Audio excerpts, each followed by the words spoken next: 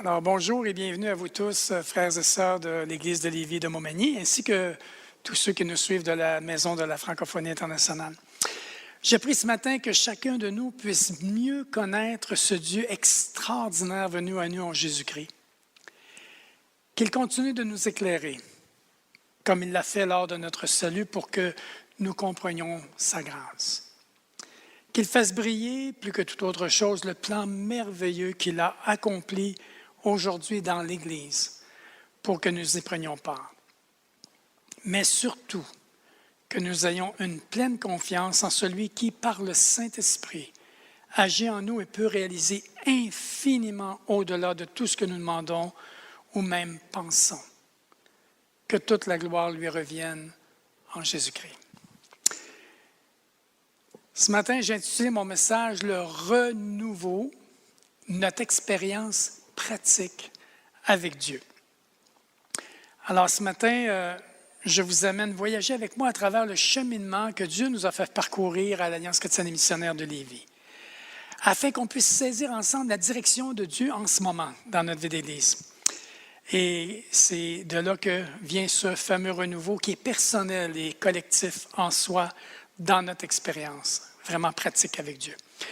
Notre premier grand moment, je dirais, de notre vie d'Église est subvenu après la construction de ce bâtiment-là ici en 1994. Moi-même, je suis arrivé à Québec avec ma famille, à Lévis, c'est-à-dire avec ma famille, en 1996, et nous étions à débuter l'étude qui a transformé beaucoup notre vie d'Église, votre expérience personnelle avec Dieu. À travers plusieurs petits groupes maison, on a appris à ce moment-là à réaliser que Dieu désirait nous associer à son œuvre et non nous associer Dieu à la nôtre, ce qui était très différent. Et c'est devenu notre vision d'Église et ça l'est encore à l'heure actuelle. Et laissez-moi vous la lire. Dieu nous appelle à une relation intime avec lui et désire nous associer à son œuvre. Il veut travailler dans nos vies de façon à opérer les changements nécessaires pour qu'il puisse exprimer sa volonté et œuvrer par le Saint-Esprit à travers l'Église, son corps, de telle manière que le monde autour de nous voit Christ exalté et soit attiré à lui. En même temps, cette réalité se retrouvait aussi sur notre slogan à l'Alliance du Canada, « Une Église transformée par Christ transforme le monde ». Mais le commencement de la transformation, c'est la nôtre, sur une base personnelle, sur une base familiale, sur une base d'Église qui vient toucher le monde. Ainsi, nous commençons notre voyage personnel de renouveau en nous connectant davantage à Jésus afin que sa vie riche et nourrissante coule en nous, toujours davantage, nous rendant véritablement vivants. Jean a commencé à faire dans son enseignement ces 2 derniers dimanches, il a traité de la nourriture divine qu'est le Logos, qui est la parole générale de Dieu. On lisait dans Jean 17 au verset 17, « Sanctifie-les par ta vérité. Ta parole, Logos, est la vérité. » Et Jean nous a parlé aussi du Réma. Le Réma est une parole adressée et personnelle de Dieu qui nous guide dans des circonstances précises. Et on retrouve à titre d'exemple dans Matthieu 4 au verset 4, il est écrit « L'homme ne vivra pas de pain seulement, mais de toute parole, Réma, qui sort de la bouche de Dieu. » Cette vérité, vous savez, s'applique spirituellement. La parole de Dieu est la nourriture de l'âme. Le Christ est la parole de Dieu, c'est par lui que nous vivons. Pensons à des nutriments. La formidable usine qu'est notre corps, que Dieu nous a donné, a créé, brûle les aliments que nous avalons grâce à l'oxygène que nous respirons et les transforme en nutriments. Ces derniers sont ensuite distribués à nos muscles et ainsi qu'à tous nos organes, et surtout à notre cerveau qui les transforme en énergie. Chers amis, la parole de Dieu est la nourriture de notre âme. Jean, au chapitre 6, versets 33-35, dit ceci, c'est Jésus qui parle, il dit « Car le pain de Dieu, c'est celui qui descend du ciel et qui donne la vie au monde. Ils lui dirent, « Seigneur, donne-nous toujours de ce pain. » Jésus leur dit, « Je suis le pain de vie. Celui qui vient à moi n'aura jamais faim, et celui qui croit en moi n'aura jamais soif. » Christ nous montre ici qu'il est le véritable pain. Il est pour l'âme ce que le pain est au corps. Il nourrit et entretient la vie spirituelle. Il est le pain de Dieu. Le pain que le Père donne, qu'il a fait pour être la nourriture pour nous, pour nos âmes. Maintenant, remarquez bien ceci, le pain naturel nourrit seulement par les puissances d'un corps vivant. Mais Christ est lui-même le pain vivant.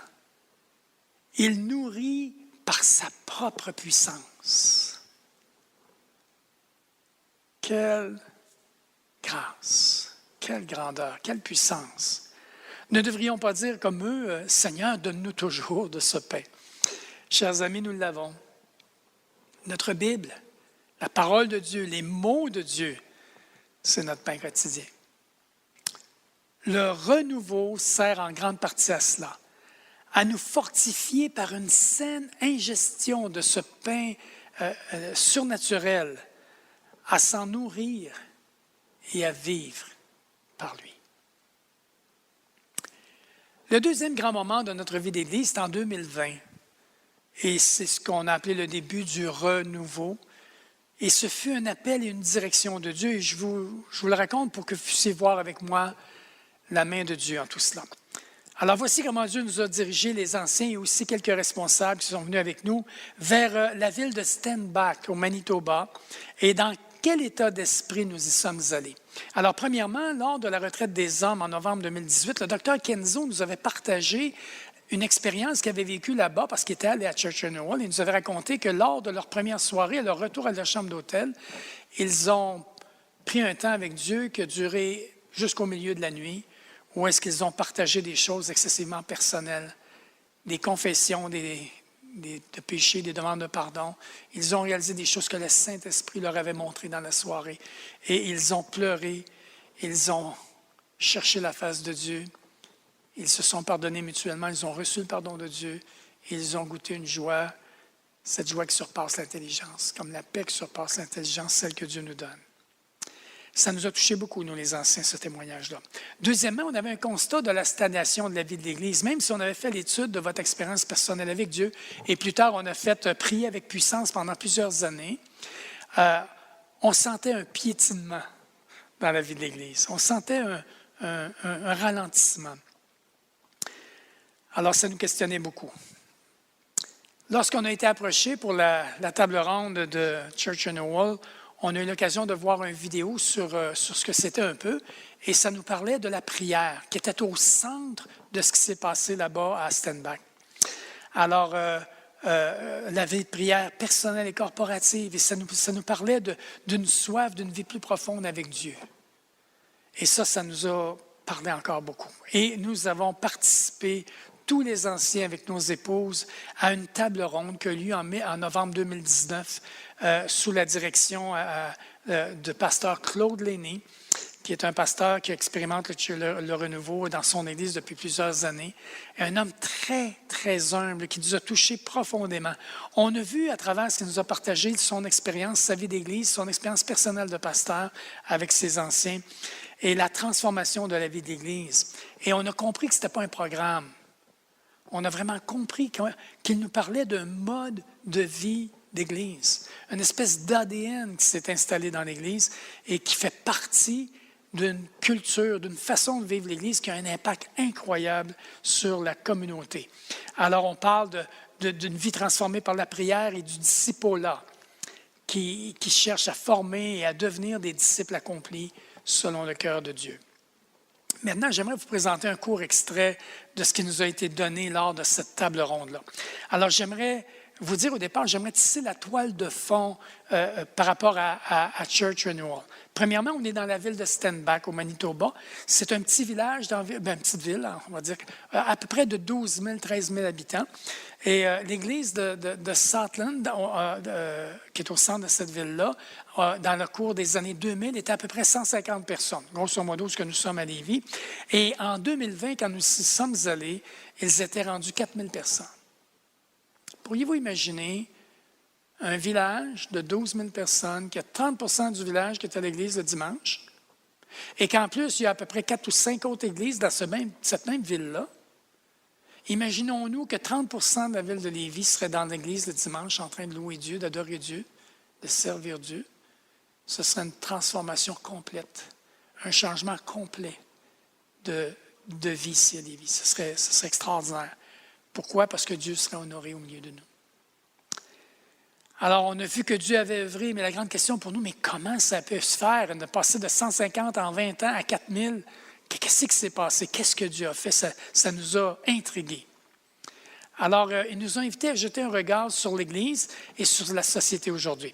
Et ils ont, lors de la table ronde, présenté un sondage qui avait été fait en juin 2011, qui avait été fait par le Evangelical Fellowship du Canada.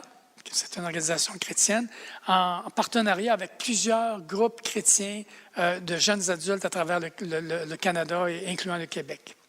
Alors, l'étude était sur la foi et l'Église chez les jeunes adultes canadiens qui ont grandi dans un contexte chrétien. Alors, c'était un projet de recherche qui s'est déroulé en 3 phases. La première a été une analyse documentaire qu'ils ont faite. La deuxième, des entretiens semi-structurés face à face avec les gens. Et une troisième qui a été une enquête par panel de recherche. Alors, ils ont pris un large échantillon représentatif de praticiens des ministères canadiens et de jeunes adultes qui ont contribué à l'enquête. Leur équipe de recherche s'est intéressée à 2 types de répondants. Le premier type, c'était ceux qui ont été élevés dans une famille chrétienne. Et le deuxième type, ceux qui n'ont pas été élevés dans une famille chrétienne, mais qui se sont identifiés comme chrétiens à l'époque où ils sont devenus de jeunes adultes. Alors, l'enquête questionnaire a regroupé 2049 répondants à travers le Canada. Maintenant, voici les constats. L'important de faire le sondage, c'est de voir, mais qu'est-ce qui en ressort? Donc, maintenant, l'Église, le constat, c'est que l'Église au Canada, chers amis, est en difficulté. Et c'est probablement pas juste au Canada, mais ici, on parle de chez nous. Alors, le premier point, c'est que l'Église est en train de perdre un grand nombre de jeunes et d'adultes. On nous dit dans le sondage que 60 des jeunes évangéliques quittent l'Église. On nous dit que 2,7 millions d'adultes quittent l'Église en Amérique chaque année. Deuxième élément, l'Église est malade. Pourquoi? Parce que dans le sondage, ça l'a révélé que le sexe hors mariage, que 44 à 79 des personnes de 18 à 29 ans le pratiquaient. Au niveau du divorce, 33 chez les chrétiens, 34 dans la population dans son ensemble. La pornographie, 60 à 70 des hommes et 20 à 30 des femmes dans les églises ont des dépendances sexuelles. Et dernièrement, beaucoup de responsables ont succombé à l'immoralité sexuelle, la corruption financière, l'abus de pouvoir. Et vous avez eu l'occasion de voir ça dans des choses qui ont même été présentées à la télévision. C'est triste, c'est une triste réalité. Troisième point, l'Église est en besoin. Dans Ésaïe 59, au verset 1, Dieu nous dit ceci: « Non, le bras de l'Éternel n'est pas trop court pour sauver, ni son oreille trop dure pour entendre. » Par contre, juste un petit peu plus loin, au verset 2, il dit « Mais ce sont vos fautes qui ont fait séparation entre vous et votre Dieu. Ce sont vos péchés qui l'ont caché et l'ont empêché de vous écouter. » Alors, à travers les statistiques, on constate que l'Église a besoin de se repentir. Le quatrième point, l'Église est faible et non préparée. Un point excessivement important, particulièrement dans ce qu'on vit actuellement. Le président de la Trinity Western University, qui est en Colombie-Britannique, M. Bob Cohn, il avertit ceci. Il dit ça, on est en 2014. Il dit, ayant pratiqué le droit, c'est un homme qui a travaillé dans le domaine du droit avant d'être président de l'université. Il dit, ayant pratiqué le droit pendant près de 34 ans, il dit, je n'ai jamais vu de tel en ce qui concerne le changement radical, un tsunami d'atteinte à la société contre les chrétiens et leur conception. Et il termine son discours en disant « Je vois des jours très sombres pour l'Église canadienne ». Et j'aimerais vous lire un court extrait, juste une partie d'un article qui est paru dans la presse du 20 janvier 2021, tout à fait récemment, sous le titre « Homosexualité, une future faculté de droit suscite la controverse ». Ça a été publié, l'article, à partir d'une publication du 4 mars 2014. On dit que le président de l'université de Trinity Western University, qui suscite la controverse pour sa politique interdisant la démonstration d'intimité entre personnes de même sexe, a plaidé mardi qu'il serait discriminatoire d'interdire de pratiquer en Nouvelle-Écosse ses futurs diplômés. La Trinity Western University souhaite ouvrir une faculté de droit en 2016. Et M. Cohn a affirmé que la controverse soulève la question plus large de savoir qu'il existe au Canada, s'il existe, c'est-à-dire au Canada, une véritable liberté de religion. L'université dit accueillir des étudiants sans aucune discrimination, ajoutant que ces règles de vie sur le campus requièrent que les étudiants, les facultés et le personnel respectent les valeurs chrétiennes. N'est-ce pas un droit, n'est-ce pas une réalité? Et c'est une réalité pour nos églises aussi. Alors, l'Église est non préparée. Dans Matthieu 24, au verset 10 à 13, Jésus dit ceci, il nous parle des temps de la fin, il dit « En ces temps-là, beaucoup abandonneront la foi, ils se trahiront et se haïront les uns les autres. De nombreux faux prophètes apparaîtront et tromperont beaucoup de gens. Le mal se répandra à tel point que l'amour d'un grand nombre de personnes se refroidira. Mais celui qui tiendra bon jusqu'à la fin sera sauvé. » Maintenant, la grande question, comment renouveler l'Église? Comment faire un volte-face à travers tout ça et revenir aux sentiers anciens? La première des choses, c'est que Dieu ne désire pas une visite. Dieu désire une habitation.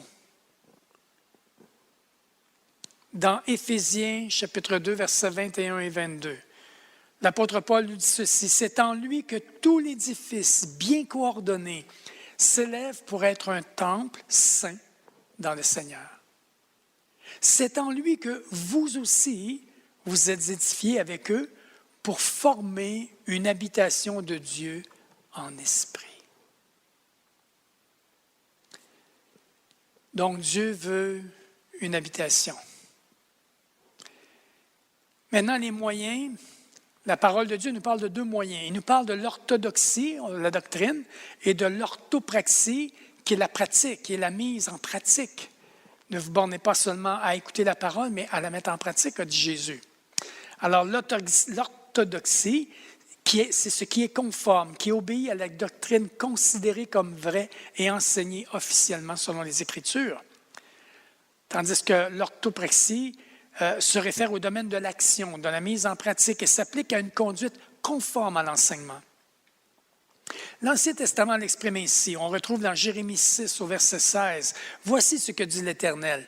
Placez-vous sur les chemins, regardez et renseignez-vous sur les pistes qui ont toujours été suivies.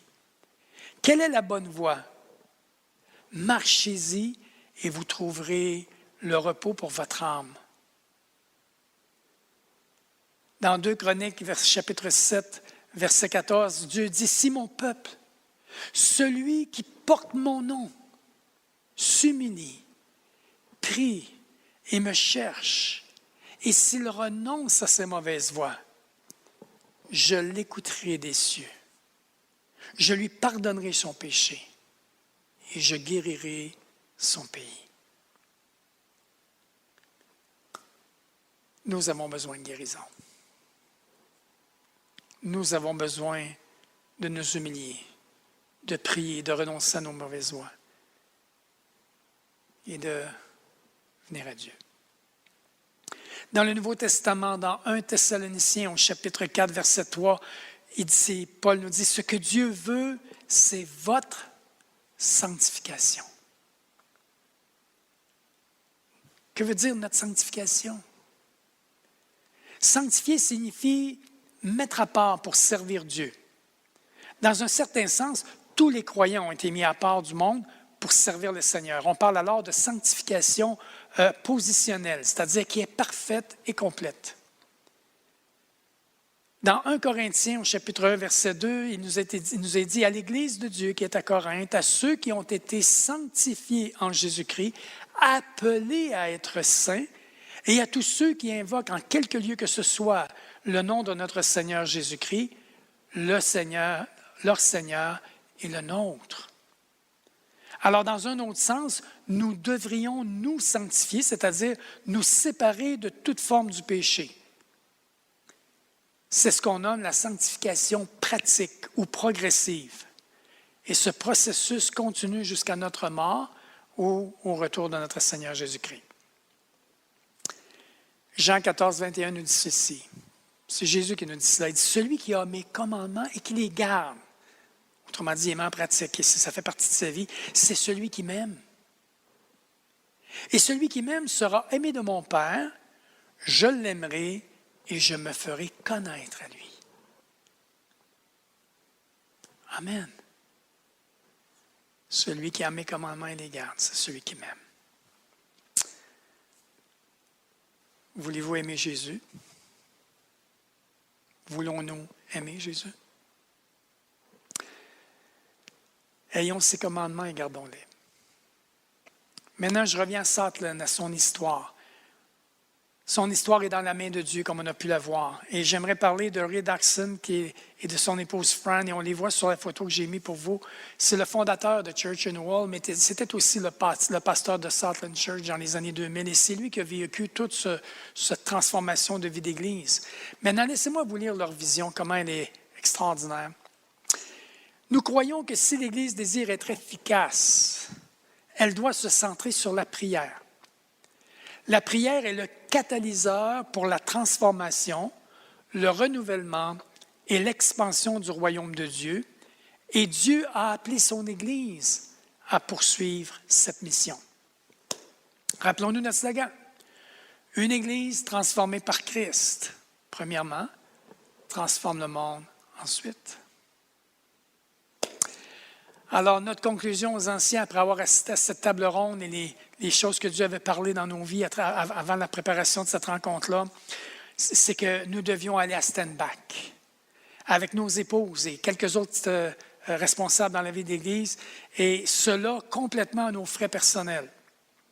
On était 14 personnes en tout qui sont allées là-bas d'une même Église, et c'était la première fois qu'à stand-back, ils voyaient quelque chose comme cela. Je peux vous dire que c'est ce qu'on appelle une conviction. C'est un appel. Et on a répondu oui, unanimement. Prêt au décollage, en janvier 2020, on atterrissait juste un peu avant le coronavirus au Manitoba, la capitale, pour se diriger vers Stand-Back à 1h15, 1h30 de route de là. On a vécu à travers ces moments-là, là-bas, 3 des fondements du renouveau. Alors, le premier, c'était une rencontre qui s'appelle le « set free » en anglais, qui veut dire « rendu libre », si on peut dire en français. Et nous, c'est l'équivalent de ce que nous vivons ici à Lévis depuis à peu près l'an 2010 qu'on a commencé, ce qu'on appelle « renversons les forteresses ». C'est la version anglaise de cela. Et on a laissé Dieu sonder nos cœurs et purifier nos vies. Et Dieu a commencé un début de guérison du passé à travers cette soirée-là. Alors, c'est bâti sur la présence de Dieu. et la conviction du péché qui nous ont donné par le Saint-Esprit, la confession, la repentance et la réception du pardon. L'idée de s'approcher de Dieu humblement. Et je vous réfère à Jacques au chapitre 4, verset 8, qui nous dit « Approchez-vous de Dieu, et il s'approchera de vous. Nettoyez vos mains, pécheurs, et purifiez votre cœur, vous qui avez le cœur partagé. » On a eu l'occasion ce soir-là et le lendemain, une partie du lendemain aussi, de se rencontrer avec des petits groupes et de prier ensemble, des gens parmi nous. Et ça a été vraiment un temps d'épuration, de nettoyage de nos cœurs, je peux vous le dire. Le deuxième aspect, ça a été un sommet de prière. On est entouré de façon intentionnelle en cours de cette soirée-là et plusieurs personnes sont venues prier pour nous en petits groupes, 12-15 personnes à peu près. Et il y a eu un petit temps d'échange pour apprendre à se connaître un petit peu et un bon moment de prière partagé où il y a eu différentes paroles de sagesse, de connaissance, d'encouragement prophétique. Il y a des gens qui nous ont donné des textes de la parole, des images qui étaient suscitées dans leur esprit. Et nous les avons simplement partagées en nous disant que Dieu puisse nous bénir à travers cela.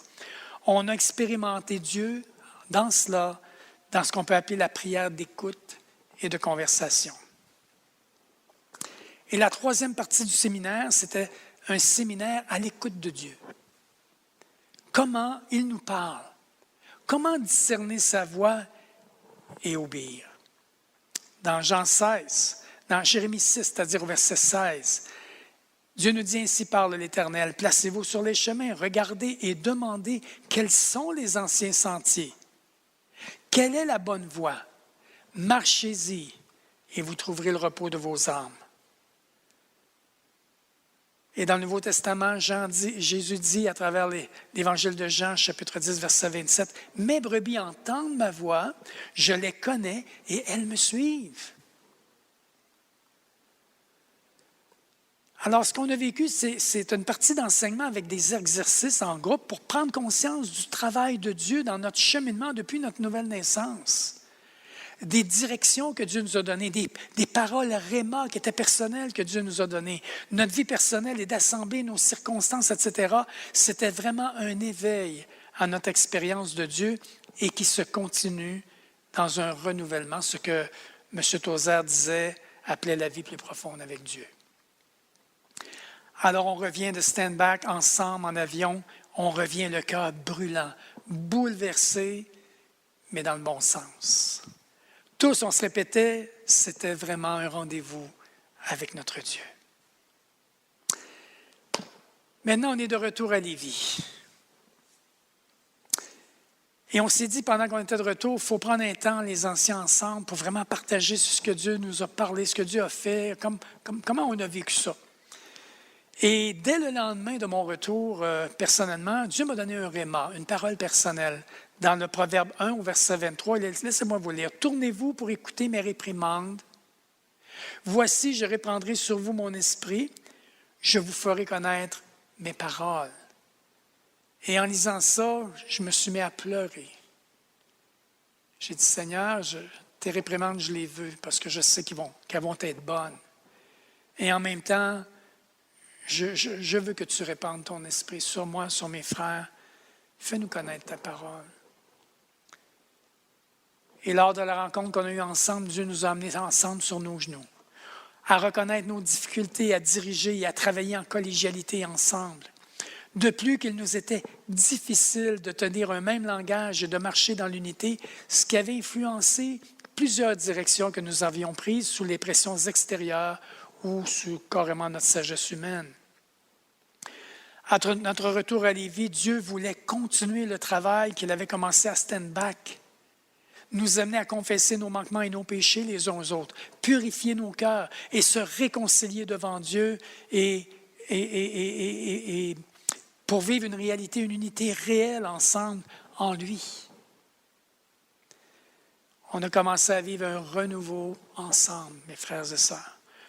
Le renouveau est un moyen concret de continuer à réaliser notre vision d'Église qu'on a lue au tout début.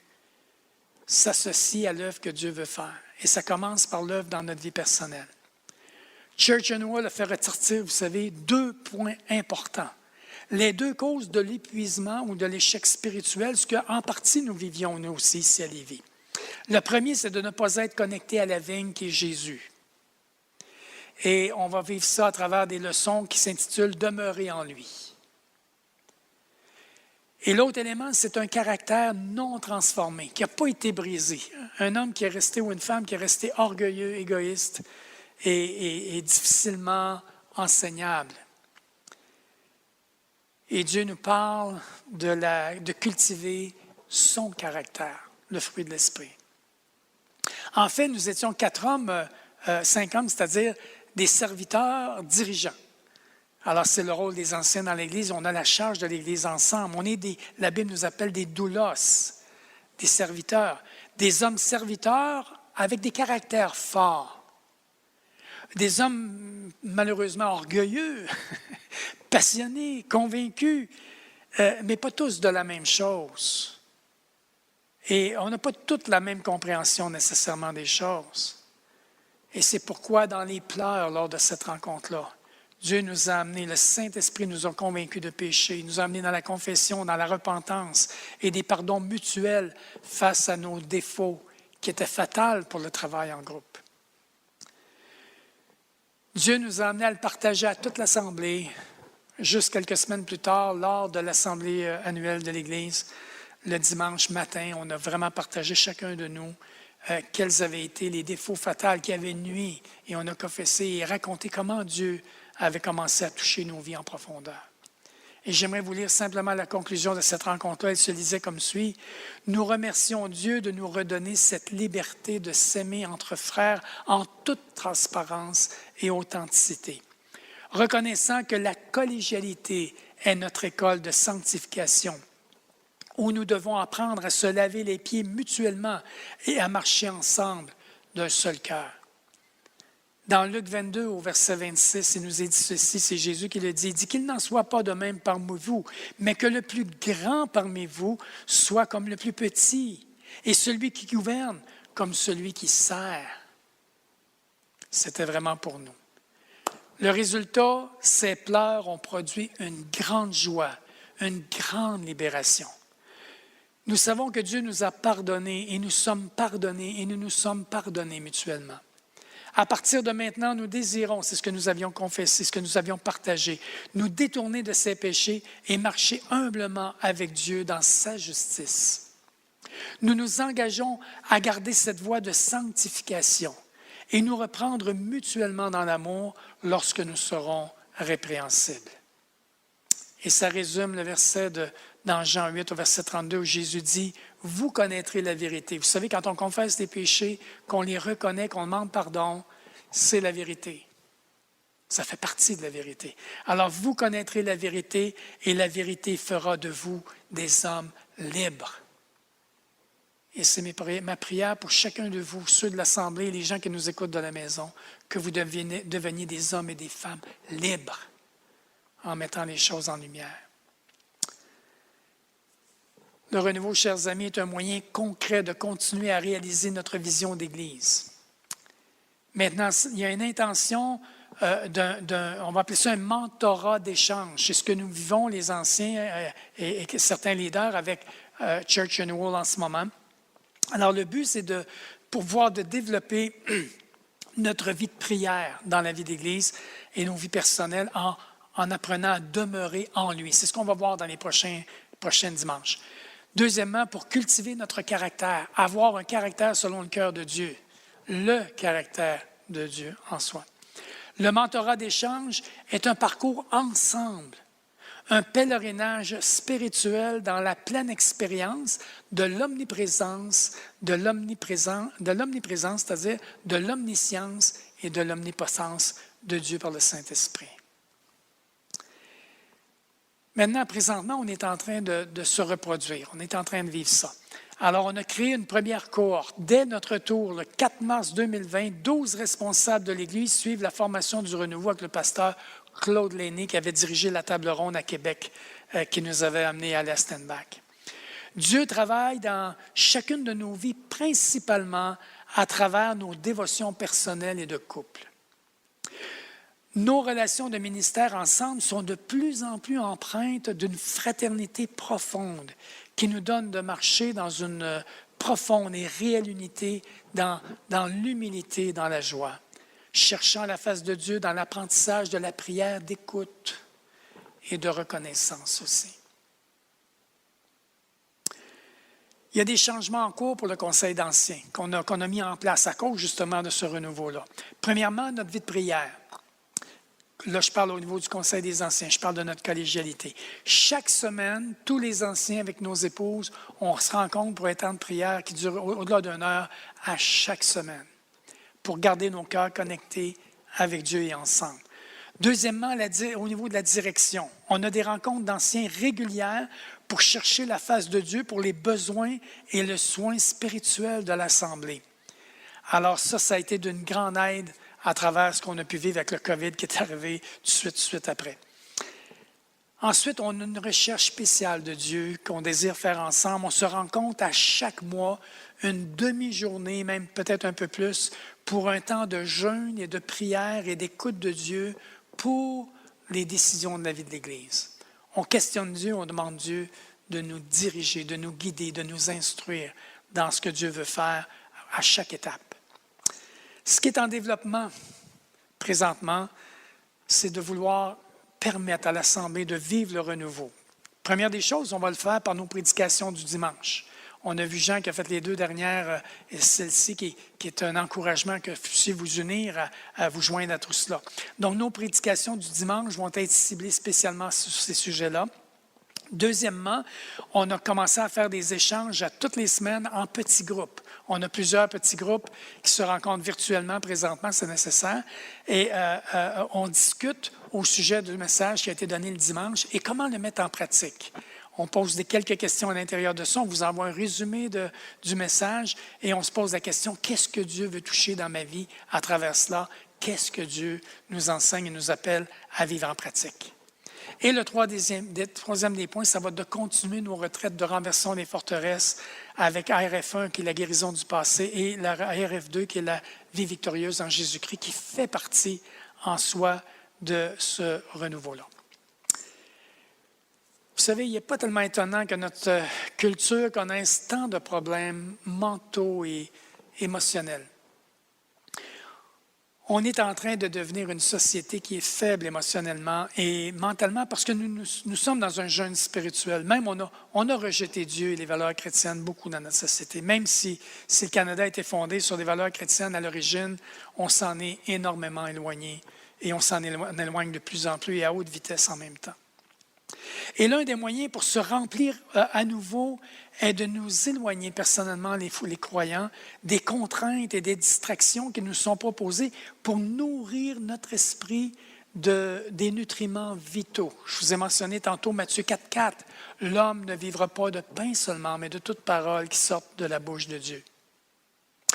Chers frères et sœurs, nous devons tous apprendre à utiliser nos temps de dévotion personnelle pour passer du temps avec lui. Souvenez-vous de Marthe et de Marie. Marthe qui s'affairait dans la cuisine et Marie qui était assise au pied de Jésus qui l'écoutait. Et Jésus a dit, Marie a choisi la bonne part. Avez-vous choisi la bonne part? Ces temps spéciaux avec lui. Soyez assurés que vous entendrez sa voix. Et il commencera à vous diriger vers les changements que vous devez apporter à votre vie personnelle et vers les changements à effectuer aussi pour le développement de notre Église. Vous vous sentirez fort de lui durant toutes vos journées, tout en travaillant et en accomplissant vos obligations familiales et professionnelles, parce que sa grâce coulera en vous et débordera vers les autres. Vous serez rafraîchis, fortifiés et conscient de sa présence. Vous savez, ce n'est pas combien d'heures que vous travaillez ou ne travaillez pas, c'est combien d'heures que vous passez avec le Seigneur qui détermine combien d'énergie vous aurez et ce que vous accomplirez. Chers frères et sœurs, je vous invite tous à vous joindre à nos petits groupes hebdomadaires pour vivre ce renouvellement-là ensemble et voir la gloire de Dieu active au milieu de nous afin que le monde voie Christ exalté et qu'il soit attiré à lui. J'aimerais terminer avec vous dans un mot de prière.